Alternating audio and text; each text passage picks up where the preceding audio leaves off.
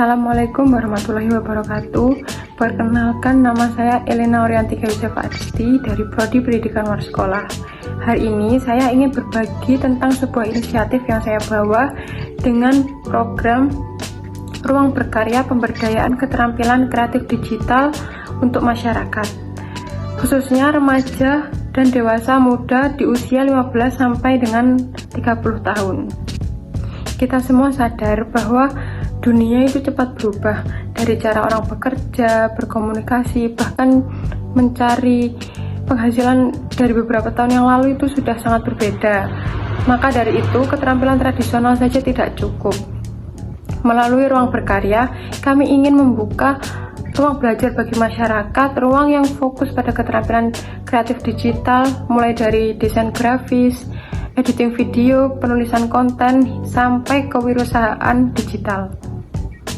Apa yang kami anggap penting di sini adalah realitas baru, bahwa teknologi bukan lagi milik kita saja, dan bahwa kreativitas bisa lahir dari manapun, termasuk dari desa, dari kampung kita sendiri. Di sini saya juga akan menjelaskan sudut pandang mengenai filosofis program dari ontologi. Ontologi ini berbicara tentang apa yang dipelajari atau apa realitas yang menjadi objek kajian. Dalam konteks program ini, realitas yang dikaji adalah dunia keterampilan kreatif yang berbasis pada perkembangan digital dan teknologi, seperti desain grafis, video editing, dan penulisan konten kreatif, serta kewirausahaan berbasis teknologi. Program ini mengakui bahwa dunia kerja dan pola hidup masyarakat telah berubah, sehingga keterampilan tradisional ini tidak lagi cukup.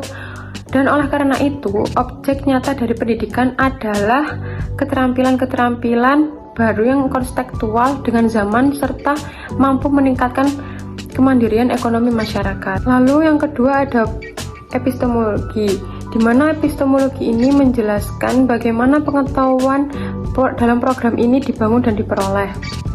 Dalam program Ruang Berkarya, pendekatan epistemologi ini bersifat konstruktivistik, di mana peserta belajar melalui pengalaman langsung atau learning by doing, berbasis project based learning, serta refleksi dan diskusi.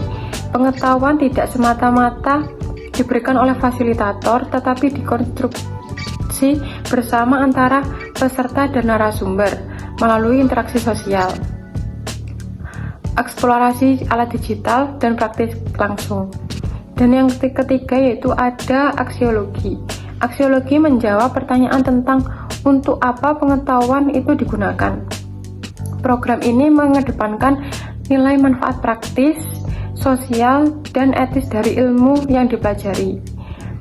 Lalu tujuan utamanya adalah pemberdayaan, yaitu menjadikan masyarakat lebih mandiri secara ekonomi dan lebih percaya diri dalam mengekspresikan diri, serta memiliki kemampuan untuk berkontribusi dalam pembangunan lokal melalui media digital. Nah, selain itu, program ini juga ingin menanamkan nilai kolaborasi, kreativitas, dan kebermanfaatan sosial. Keterampilan yang diajarkan tidak hanya dimaksudkan untuk kepentingan pribadi, tetapi juga membangun komunitas yang aktif, produktif, dan berdaya. Implementasi program di masyarakat. Program Ruang Berkarya ini dibentuk dalam pelatihan modular yang berlangsung selama 3 bulan, yaitu setiap pertemuan dilangsungkan dalam waktu 5-4 jam, yang dibagi menjadi 2 sesi utama, yaitu teori dan praktik. Dalam program ini tidak berlangsung di ruang kelas formal, melainkan di balai desa atau di rumah kreatif komunitas. Dan di fase awal dimulai dengan identifikasi kebutuhan keterampilan di wilayah sasaran. Tim pelaksana akan melakukan pemetaan sosial melalui observasi dan wawancara sederhana dengan pemuda lokal, UMKM, dan tokoh masyarakat. Dari sini kurikulum disesuaikan dengan potensi dan kebutuhan lokal. Setelah peserta direkrut melalui seleksi ringan dan motivasi dasar, pelatihan dimulai dengan pengenalan dasar-dasar literasi digital, penggunaan alat kerja kreatif seperti CapCut, Canva, atau platform lainnya, dan lalu berlanjut dengan kepeminatan seperti desain konten, UMKM, atau video promosi produk. Dan fasilitator di sini bukan hanya sebagai pengajar, tetapi juga berperan sebagai mentor dan fasilitator diskusi.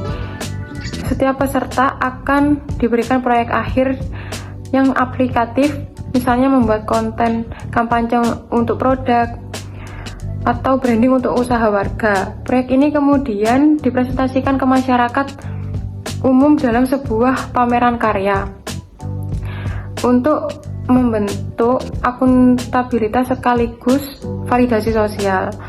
Selama dan setelah program berlangsung akan dibentuk komunitas belajar keberlanjutan melalui grup WhatsApp, forum daring, dan pertemuan rutin untuk memastikan keberlanjutan dan peningkatan kapasitas. Alumni program juga diarahkan untuk menjadi pelatih lokal bagi angkatan selanjutnya sebagai bentuk regenerasi dan pemberdayaan jangka panjang. Dengan cara seperti ini, program Ruang Berkarya tidak berhenti di situ, namun juga bermanfaat untuk selanjutnya dalam jangka panjang. Dan maka dari itu, membangun ekosistem kreatif yang tumbuh dari mana masyarakat itu sendiri.